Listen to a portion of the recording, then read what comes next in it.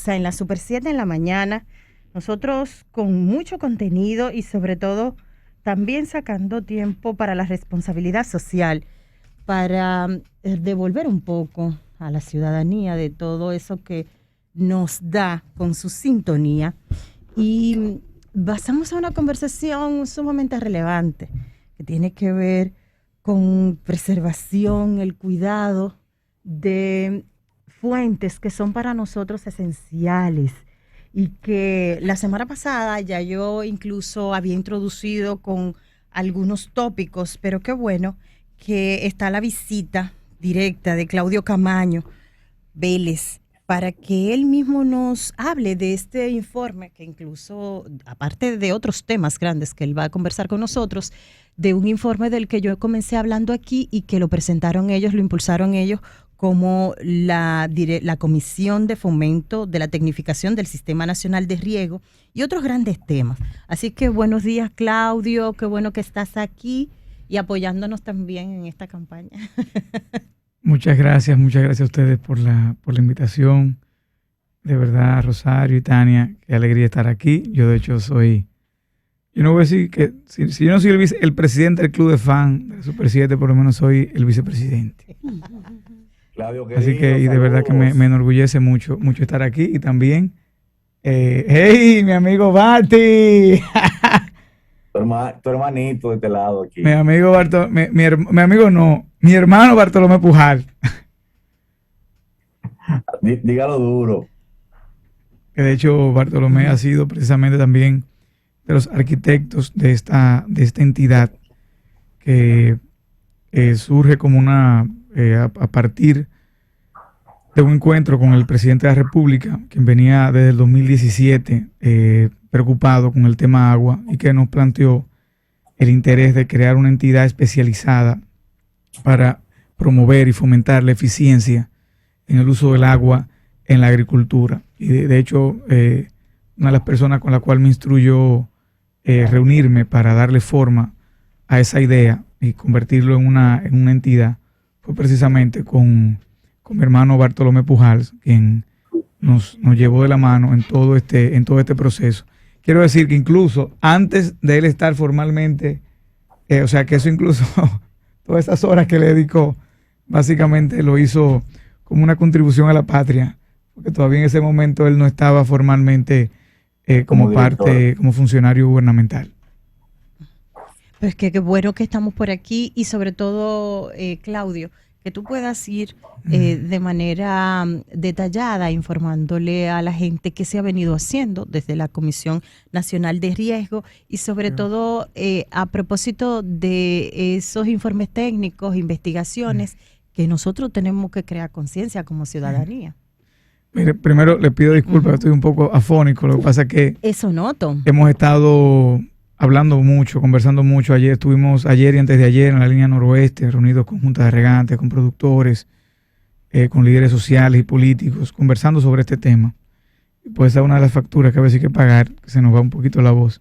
Sí. Pero nada, eso se recupera con un par de gárgaras. Sí. Miren, primero me gustaría, de forma muy breve, contextualizar el marco en el que se crea esta entidad y digamos el marco situacional del agua en la agricultura, o el marco del agua en sentido general en la República Dominicana.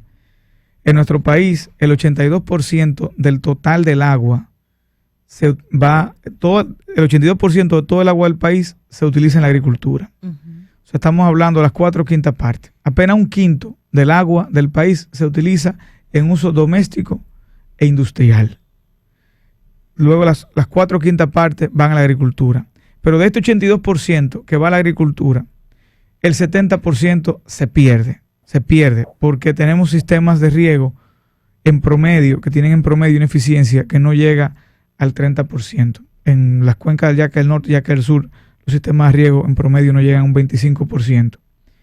¿Qué provoca esto? Que el 57% de todo el agua del país, de todo el agua aprovechable y disponible del país, se pierda. El 57% se pierda en los campos de cultivo. ¿Y por qué esta situación? Porque en nuestro país apenas el 10% de los terrenos cultivados actualmente tienen riego presurizado, riego con algo de tecnificación. El 90% utilizan sistemas de riego por surcos, sistemas de riego por inundación. Señores, tecnologías de riego que en su momento fueron muy revolucionarios, en su momento en Egipto, hace 8.000 años. Pero hoy día no podemos. Esos son los sistemas de riego que trajeron los colonizadores aquí hace 500 años. O sea, nosotros no podemos en siglo XXI competir, como ayer conversaba con unos productores de arroz, les decía, miren, nosotros tenemos que eficientizarnos en el uso del agua, en el uso de los fertilizantes, ser más competitivos, porque es que el arroz dominicano tiene que competir con el arroz chino y con el arroz de muchísimas otras partes del mundo. La habichuela de San Juan tiene que competir con la habichuela de Vietnam.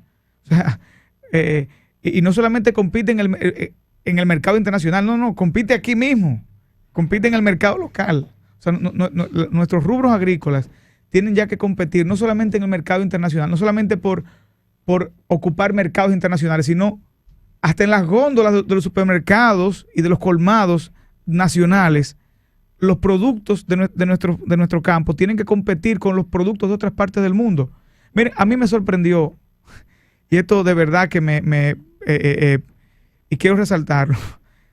Señor, ¿ustedes saben de dónde se está la mayoría de la cebolla que se está importando aquí? ¿De dónde viene? De Holanda. ¿Cómo va a ser? De Holanda. De Holanda. ¿Cómo o sea, así? Primero del otro lado del mundo. Eso está, hay que cruzar el Atlántico. Y muchos contenedores.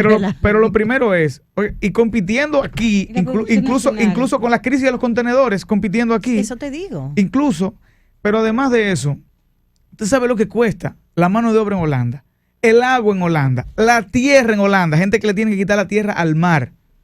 Y nosotros aquí no podemos producir una cebolla que en calidad y precio impida. O sea, ¿por qué esa cebolla entra aquí? Porque compite en calidad y precio con la cebolla. Entonces, esa cebolla compite y desplaza a la cebolla de San Juan, a la cebolla de Palenque, a la cebolla de Baní, a la cebolla de Constanza. Sí.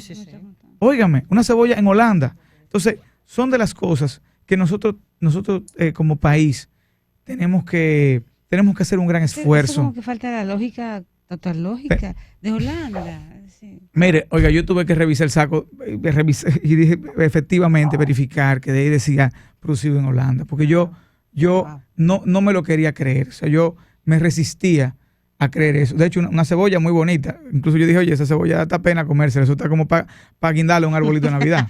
O sea, una cebolla. Pero nosotros también podemos hacerlo, porque nosotros tenemos tierras fértiles, tenemos gente de trabajo. El dominicano, sobre todo el campesino dominicano, el hombre y la mujer del campo, son gente trabajadora, gente tan trabajadora que a veces trabaja de sol a sol para subsistir. Imagínense que pudieran tener una agricultura que además de subsistir le permitiera una vida digna. Imagínense cuánto ánimo y cuánto corazón no pondrían en la producción. Entonces, esta situación del agua particularmente ha llevado ya a varias provincias a estar en alerta roja. Particularmente provincias como Montecristi y Valverde tienen una presión hídrica de un 177 y un 173% respectivamente. Esa presión hídrica es el coeficiente oferta-demanda. La oferta de agua la demanda de agua es un 177% superior a la oferta. O sea, se requiere más agua que la que hay ofertada. Y esto es precisamente por el tipo de cultivo que hay en esa zona y por el tipo de riego que se utiliza en esos cultivos. Fundamentalmente, banano por inundación, arroz por inundación, y la idea es poder contribuir si en nuestro país se eficientiza el uso del agua en la agricultura, básicamente los problemas de agua en este país desaparecen. De hecho, se han hecho proyecciones desde el Gabinete de Agua, y solamente con eficientizar en un 70%, no en un 100%, en un 70%, desaparece el déficit de agua a nivel nacional. Claudio, las aguas nacen en las montañas, Sí. ¿cierto?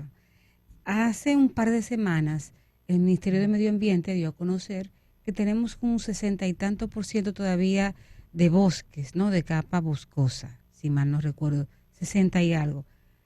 Como ejercicio o como hobby, yo hago senderismo. Yo estoy siempre en el monte, me encanta.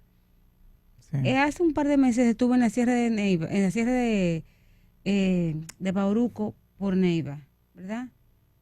Perdón, en la Sierra de Neiva. fui por un lado que se entra por Neiva, río seco, en plena montaña, solamente el cauce. Un mes después fuimos a la misma Sierra de Neiva, pero por el cercado. Cauce seco, río seco, en plena montaña, Así en plena. es.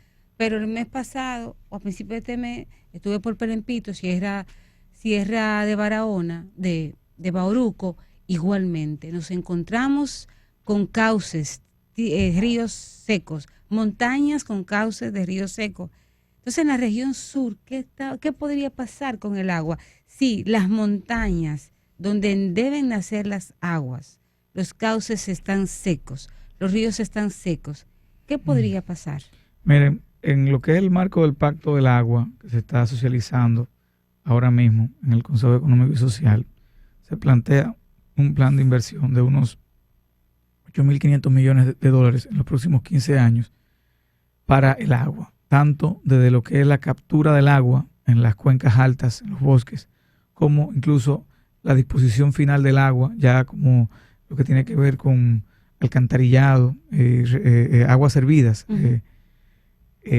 toda esa parte. Y de hecho ahí también se contempla lo que tiene que ver con el componente de reforestación. Y particularmente entiendo que debe dársele una gran prioridad a eso. Miren, la deforestación en las montañas, el problema es más grande todavía de lo que uno se imagina. Por lo siguiente, porque las cuencas hidrográficas a su vez nutren las presas, las represas. ¿Y qué ocurre? Que cuando se deforesta, esa agua que cae y baja de forma violenta, o sea, rápido, va arrastrando suelo y sedimento, y eso va sedimentando nuestras represas. Y hay represas como por ejemplo la represa de Valdesia, que ya tiene básicamente un 50% de su capacidad sedimentada. Eso ahora va a costar lo que no hubiese costado reforestar la cuenca de Valdesia. Entonces ahora, por no invertir en reforestar, vamos a tener que invertir en dragar esa represa. Entonces, y además, aunque draguemos esas represas y esos sedimentos lo descartemos, ese suelo que se fue perdiendo de esa montaña, la humanidad no volverá a verlo jamás. O sea, el proceso de formación de los suelos, o lo que llama el proceso de meteorización de la roca, hasta convertirse en suelo, eso es algo que toma miles de millones de años. O sea, ese suelo que se pierde por la deforestación, la especie humana no vivirá suficiente como para volver a ver ese suelo ahí arriba. Entonces, cuando se pierde esa capa vegetal, se pierde el hábitat de las plantas y ya hay zonas donde reforestar es casi imposible. Entonces, no permitamos que se degraden a ese nivel nuestras montañas, que sea ya muy difícil entonces reforestarlas. Tenemos que, miren, la República Dominicana, y tal vez esta información dentro de esa situación, ¿no verdad? Es una información positiva, porque también hay que traerle a la gente informaciones buenas. Miren, lo único que un país no puede cambiar, lo único que un país no puede variar, que no puede, ninguna política pública puede incidir en eso, ni la Constitución, ni las leyes, ni reglamentos, ni decretos, es el agua que cae del cielo. Eso, ningún país puede variar eso, porque eso depende de la posición geográfica, las formaciones geológicas de cada país. Y en ese sentido, les digo que la República Dominicana es un país bendecido. Y es la única palabra, bendecido o agraciado. O agraciado por la naturaleza. Miren, en nuestro país, en promedio, caen 1.476 milímetros de agua por año. Eso es una lámina en promedio de 1,5 metros. Wow. Pero, ¿ustedes saben cuál es el promedio mundial? El promedio mundial es de 800 milímetros. Aquí en nuestro país cae el doble del promedio mundial. Pero en Europa, por ejemplo, en Holanda, donde viene esa cebolla, y eso, el promedio es 700, incluso por debajo del promedio mundial. En Asia, donde vienen las habichuelas de Vietnam, de allá, el promedio es 740 milímetros. ¿Qué decir en África? 740 también. En América del Norte, 746. A nosotros solamente nos supera en promedio un solo sitio en el mundo, en promedio pluviométrico. y es América del Sur. Imagínense el Amazonas. Claro. El Amazonas, por unas condiciones muy excepcionales. Nos supera, pero no con gran cosa.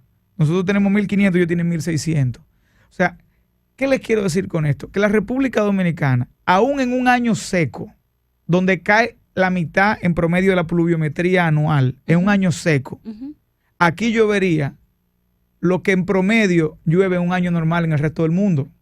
Oigan eso. ¿Qué quiere decir eso? Que si nosotros utilizamos el agua de manera eficiente, aún en una condición de sequía mundial, la República Dominicana pudiese mantener su producción agrícola, y eso permitiría que nuestro país no se vea impactado por un tema de desabastecimiento alimenticio, por un tema de alza de los precios. Pero además, si en el resto del mundo hay crisis de alimentos por la sequía y nosotros estamos produciendo, ¿qué vamos a hacer? Vamos a abastecer mercados mundiales, y eso incluso va a permitir que nuestros productos puedan insertarse en otros mercados y aprovechar. Es una pena decirlo, pero ante las crisis hay quienes sufren y hay quienes aprovechan. Bueno, estamos en una pandemia, pero Pfizer y AstraZeneca se han beneficiado, sí, como se benefició Amazon, por ejemplo, que la gente, por no poder salir a las tiendas, compraba por internet y se benefició. O sea, nosotros tenemos que prepararnos no solamente para no sufrir ante las crisis, sino para poder incluso aprovechar las crisis. Claro, es un gran reto, porque no es fácil transformar los más de 5 millones de tareas de cultivadas en nuestro país, transformarlas.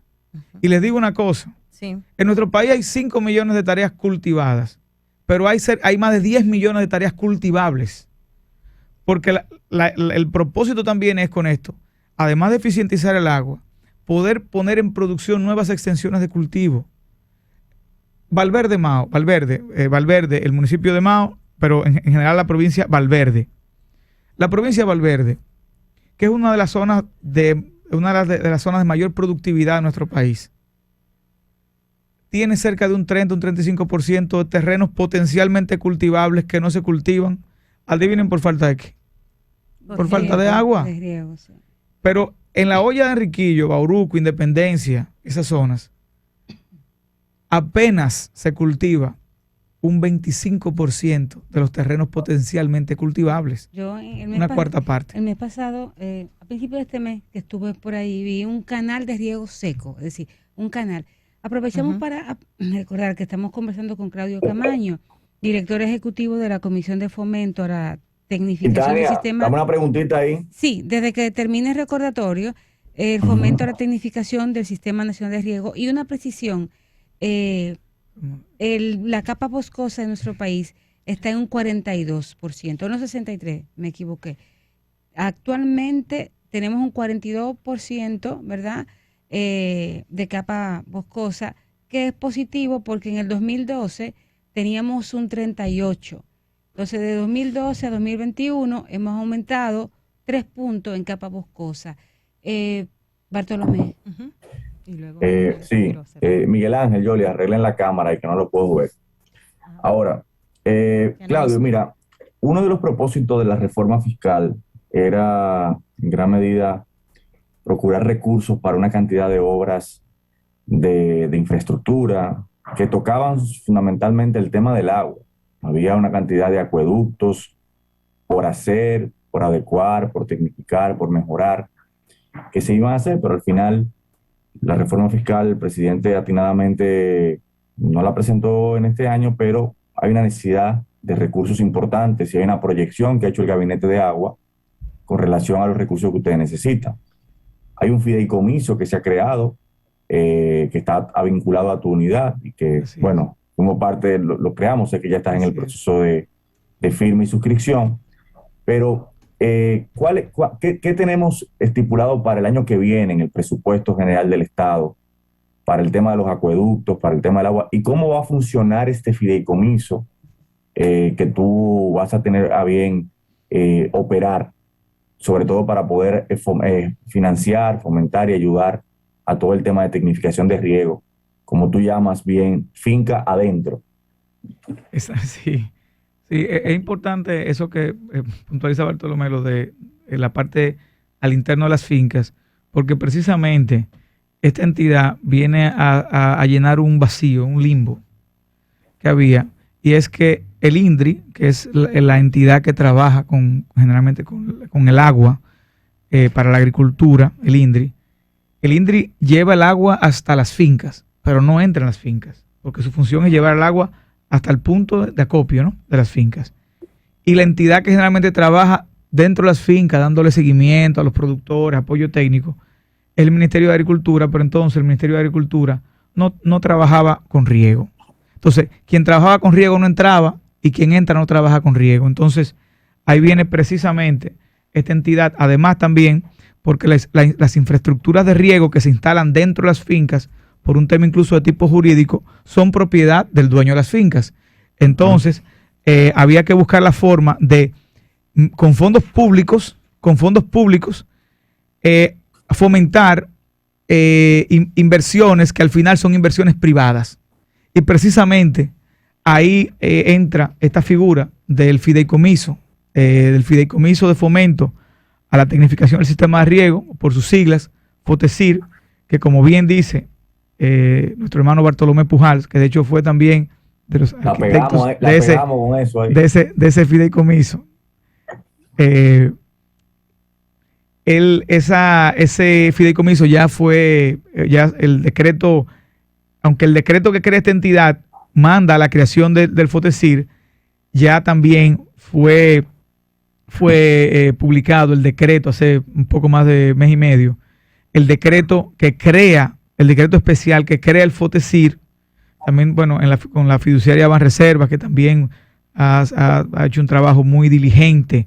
Wow, hicieron un estudio de instrumentos similares en toda la región, en México, en Argentina, en Perú, en Guatemala, en Colombia. Ellos hicieron, óigame, un trabajo en Chile para poder establecer una propuesta adaptada también a la situación de nuestro país, porque este tipo de instrumento, este vendría a ser el primer fideicomiso vinculado a la producción agrícola en la República Dominicana.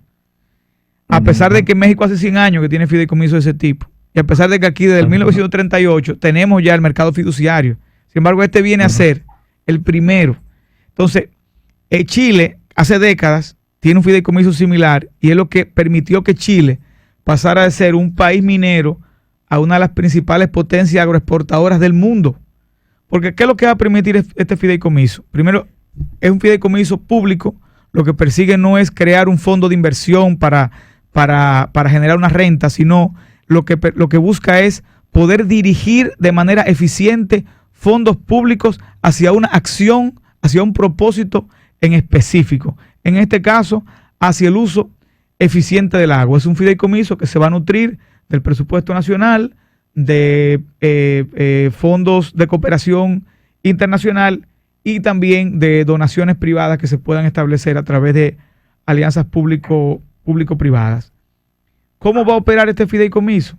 Este fideicomiso va a permitir poder a los productores acceder a financiamientos, porque recuerden, los sistemas de riego que se pongan en las fincas van a ser del productor. Entonces, por lo tanto, es un esquema de financiamientos, un financiamiento a condiciones muy excepcionales, a condiciones muy blandas. Hablamos de financiamientos a 10 años, a tasa cero, con periodos de gracia dependiendo del cultivo, con formas de pago que van a depender también del cultivo. Por ejemplo, en el caso de los bananeros, ellos cortan todas las semanas, pero en el caso de los productores de mango, cortan algunos meses al año. En el caso de los productores de arroz, hacen sus cosechas 2 veces al año. Entonces, dependiendo también, o sea, es poder este instrumento acomodarlo a la realidad del productor. ¿Qué ventajas va a tener con respecto, por ejemplo, a los préstamos que da el Banco Agrícola? Bueno, el Banco Agrícola tiene una limitante y es que es un banco. Y como banco está sujeto a las normas de la Superintendencia de Bancos. Y, por ejemplo, para préstamos de cuantías superiores a 800,000 pesos, solicita una garantía inmobiliaria. Pero ¿qué pasa con nuestros campos? Que la mayoría está en una condición que no está deslindado, no está debidamente saneado, por muchas razones. O también, por ejemplo, revisan el historial de crediticio. También la mayoría de nuestros productores se manejan en el mercado en un mercado informal. Y hay que tener entonces otro tipo de mecanismo de poder realmente hacer una evaluación adaptada a cómo funciona la producción agrícola en la República Dominicana. Pero en las próximas semanas se va a estar haciendo un acto en el que el hermano Bartolomé Pujal no puede quedarse, tiene que estar ahí al lado mío. Se va a hacer un acto en el Palacio Nacional para ya dar a conocer de manera formal y pública ya este fideicomiso y que comience a funcionar. Hay inversiones importantes hacia el sector. Bartolomé me preguntaba sobre las inversiones de agua potable, de alcantarillado. Yo les voy a dejar a ustedes este anexo del Pacto del Agua que plantea lo que es el plan de inversión. En el caso de la innovación de regadíos, bueno, en el caso de acueductos, aquí se plantean cerca de 1.200 millones de dólares para los próximos 15 años. En los alcantarillados se plantean 1.400 millones de dólares, que es una de las grandes deudas de este país, el tema de los alcantarillados. En el caso de la innovación de regadíos, bueno, hay dos componentes, el riego, INDRI, que hay 527 millones, que es sobre todo para nuevas infraestructuras y mejoría de las infraestructuras existentes. Tenemos muchos canales de riego que todavía están en tierra. Eso es, ni los romanos utilizaban canales en tierra. Y lo que es innovación de regadíos, que hay una partida de 972 millones de dólares, un poco más de 55.000 millones de pesos, para invertirse en los próximos 15 años. Y precisamente ese fideicomiso es el vehículo de inversión para esos fondos. ¿Qué ventaja va a tener el fideicomiso? Y por eso Bartolomé también fue muy sabio al sugerir eso, fue de las personas que sugirió eso, el tema del fideicomiso, porque cuando las entidades comienzan a manejar recursos, generalmente muchos de esos recursos se van en el gasto corriente de las entidades. Entonces, ese fideicomiso va a permitir que no se mezcle la gimnasia con la magnesia. Okay. Especializar fondos. Entonces, lo que vaya al fideicomiso, de ahí no puede salir, porque esta entidad va a operar con dos recursos: los recursos de inversión a través del fideicomiso y los recursos de gasto corriente que vienen vía el presupuesto nacional. Y de esa manera, lo que vaya al fideicomiso, ahí no se puede sacar para pagar un viático, un galón de gasolina, para nada que sea de gasto corriente. Eso es para hacerle los pagos a los suplidores de la tecnología. O sea, ese dinero tiene que convertirse en sistemas de riego. Entonces, de esa manera, esta entidad va a poder manejar importantes recursos sin tener un gran presupuesto discrecional. Porque ahora yo estoy aquí, pero esta entidad tiene un rol a 30 años. Entonces, y tenemos que crear una entidad que sepa, que es una entidad eficiente. Nos hemos puesto la meta de que los gastos corrientes operativos no pueden superar el 15% del monto de inversión. Bueno, Claudio, muy, muy importante, altamente relevante, el agua es lo más importante y después de ahí hablamos, ¿verdad?